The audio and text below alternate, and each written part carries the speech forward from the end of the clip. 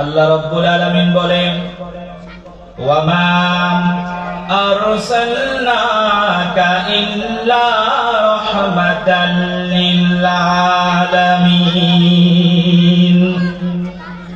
আল্লাহ রাব্বুল আলামিন দুনিয়ার মানুষদেরকে জানাইয়া দেয়, ও দুনিয়ার মানুষেরা রে, তোমরা শুনে নাও, আমি আল্লাহ রাব্বুল আলামিন হলো রব্বুল আলামিন, আর তোমাদের মাঝে আমি একজন হাবিবুল্লাহ পাঠাইছি, যার নাম হলো রাহমাতুল লিল আলামিন। মুহাম্মাদুর রাসূলুল্লাহ সাল্লাল্লাহু আলাইহি ওয়াসাল্লামকে আল্লাহ রাব্বুল আলামিন এমন একটা যুগে আল্লাহ রাব্বুল আলামিন মুহাম্মাদুর রাসূলুল্লাহকে পাঠাইছে, যেই যুগে বাবা সন্তানকে হত্যা করে বাবা মানুষদের কাছে বলতো, আমি আমার সন্তানকে হত্যা করেছি। মানুষ লুটপাট করে মানুষ মানুষের কাছে গিয়ে বলতো, আমি লুটপাট করে এসেছি। এমন একটা কালো কালো অন্ধকার যুগে আল্লাহ রাব্বুল আলামিন আমাদের নবীকে পাঠাইলেন। আল্লাহ রাব্বুল আলামিন ঘোষণা করে দিলেন, ও দুনিয়ার মানুষেরা রে, তোমরা শুনে নাও, তোমাদের জন্য আমি এমন একজন নবী পাঠাইছি, যেই নবী হলো একজনই। আমি আল্লাহ এক, আমার হাবিবুল্লাহ এক, আমার কালিমুল্লাহ এক, আমার সাফিউল্লাহ এক, আমার রুহুল্লাহ এক।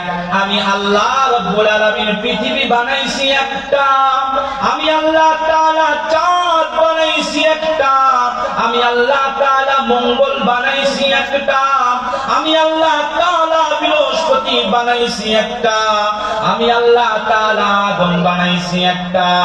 আল্লাহ রাব্বুল আলামিন জানাইয়া দিলেন, আমি আল্লাহ রাব্বুল আলামিন যেমন এক, আমি দুনিয়ার সব কিছু বানাইছি এক। আল্লাহ রাব্বুল আলামিন ঘোষণা করে দিলেন, ও দুনিয়ার মানুষেরা রে, তোমরা শুনে নাও, তোমরা কি জানো নাকি আমি আল্লাহ রাব্বুল আলামিন আমার নবীর নাম দিয়েছি হাবিবুল্লাহ। সব নবীর আল্লাহ তাআলা একটা একটা করে পদবি দিয়েছিল। যেমন মুসা নবীর একটা পদবি দিয়েছে যে মুসা কালিমুল্লাহ, তেমনি ভাবে আদম আলাইহিস সালামের একটি আল্লাহ রাব্বুল আলামিন একটি পদবি দিয়েছিল, যার নাম হলো আদম সাফিউল্লাহ। তেমনি ভাবে ঈসা আলাইহিস সালামের একটি পদবি দিয়েছিল ঈসা রুহুল্লাহ। একদিন সাহাবায়ে কেরামরা মসজিদে নববীতে বসে সাহাবায়ে কেরামরা বলতে লাগলেন, একজন সাহাবী আরেকজন সাহাবীকে বলতে শুরু করে দিলেন যে আদম হলো আল্লাহর সাফিউল্লাহ, আরেকজন সাহাবী বলল মুসা আল্লাহর কালিমুল্লাহ, আরেকজন সাহাবী বলল ঈসা হলো আল্লাহর রুহুল্লাহ। আল্লাহর নবী দরজার সামনে দাঁড়ায়া ছিল। হঠাৎ করে আল্লাহর নবী এটা শুনতে পেয়ে আল্লাহর নবী একটু গলা কাশি দিল।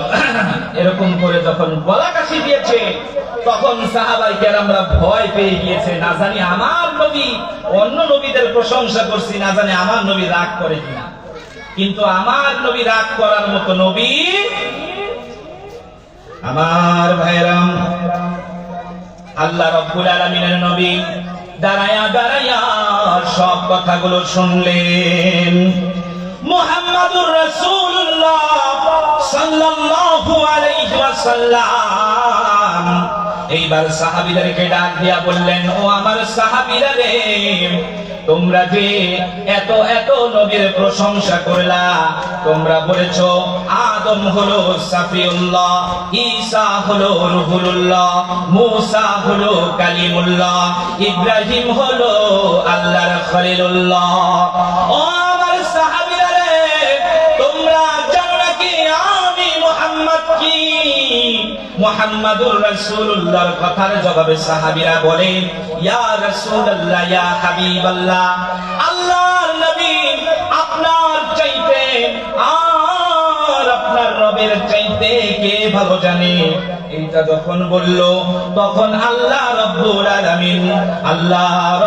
আলামিনের নবী বলল, ও আমার সাহাবীরা রে, তোমরা শুনে নাও, আমি হলাম আল্লাহর হাবিবুল্লাহ। আমার ভাইরা, হাবিবুল্লাহ রুহুলুল্লাহ, এগুলার ভিতরে পার্থক্য কি? পার্থক্য কি? সাহাবায়ে কেরামরা জিজ্ঞেস করলেন, ও আমার সাহাবীরা রে, সাহাবীরা জিজ্ঞেস করলেন, ইয়া রাসূলুল্লাহ, ইয়া হাবিবাল্লাহ, ও আল্লাহর নবী, হাবিবুল্লাহ, খলিলুল্লাহ, সাফিউল্লাহ, কালিমুল্লাহর ভিতরে পার্থক্য কি? আল্লাহ রাব্বুল আলামিনের নবী ডাক দিয়া বলল, আমার সাহাবীরা রে, খলিল হলো এমন বন্ধু, কালিমুল্লাহ অর্থ হলো এমন বন্ধু যেই বন্ধু আল্লাহ রাব্বুল আলামিনের সাথে কথা বলার জন্য পাগল। আর আমার সাহাবীরা রে, হাবিবুল্লাহ অর্থ এমন বন্ধু যে হাবিবুল্লাহর সাথে আল্লাহ রাব্বুল আলামিন কথা বলার জন্য বাহানা খুঁজতে থাকে। আমার ভাইরা, এমন একটা যুগে আল্লাহ রাব্বুল আলামিন আমাদেরকে পাঠাইছে, যেই যুগে আল্লাহ রাব্বুল আলামিনের নবীকে দুনিয়ায় পাঠানো হয়েছিল, সেই যুগের নাম ছিল কালোর যুগ, অন্ধকার যুগ, তপস্যার যুগ। যেই যুগে কোনো বিচার ছিল না, যেই যুগে জুলুম করে মানুষ বলতো জুলুম করেছি, আল্লাহ রাব্বুল আলামিন ঘোষণা করে দিলেন, ও দুনিয়ার মানুষেরা রে, তোমরা শুনে নাও, তোমরা যদি দুইটা জিনিস করো তাহলে তোমাদেরকে আমি আল্লাহ রাব্বুল আলামিন একটা জায়গায় পৌঁছে দিব, যেই জায়গার নাম হচ্ছে জান্নাতুল ফেরদাউস। ইন্নাল্লাযীনা আমানু ওয়া আমিলুস সালিহাতি কানাত লাহুম জান্নাতুল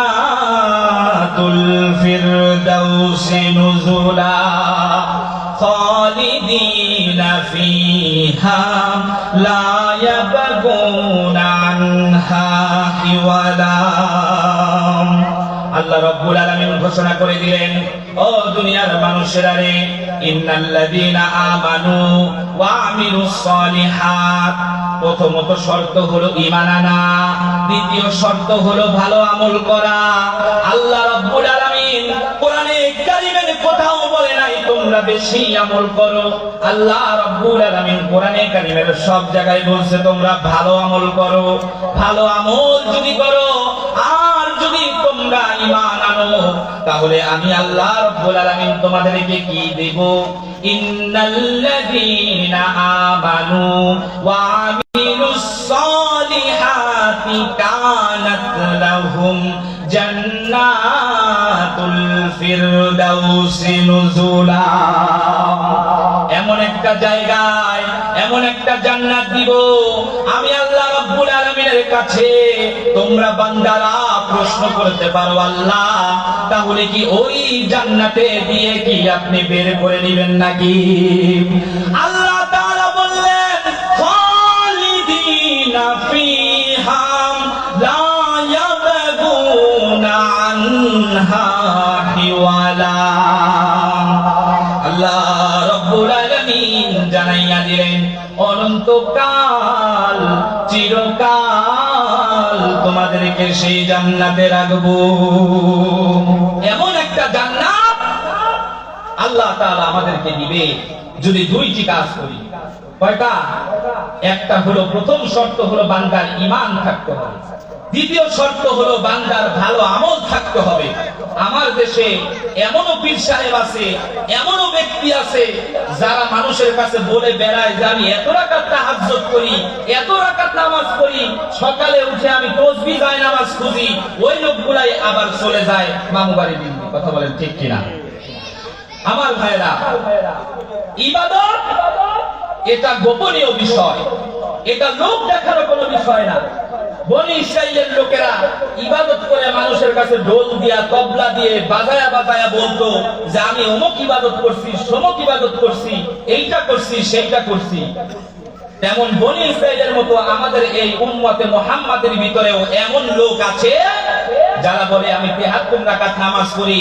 এক সময় বলেছিল যে সকালবেলা ঘুম থেকে উঠে কি খুঁজে, আলেম ওলামারা তো নামাজ পড়ে, কোরআন পড়ে, আপনারা কি করেন? বলে আমরা উঠে সকালবেলা যায় নামাজ খুঁজি। যায় নামাজটাও নেয় নাই, নিছিল কি ৩ লেদার ভরে টাকা। কথা বলেন ঠিক কিনা? আমার ভাইরা, এর জবাব দিতে হবে।